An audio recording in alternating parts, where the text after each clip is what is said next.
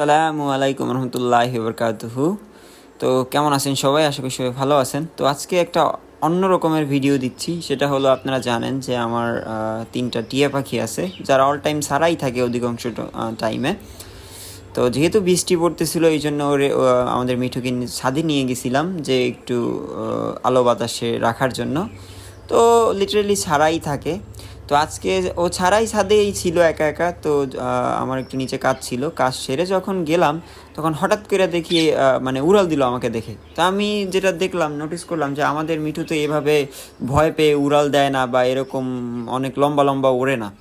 তো পরে আসলে খেয়াল করে দেখলাম যে না, এটা আসলে আমাদের মিঠু না, এটা আসলে বন্য একটা টিয়া পাখি।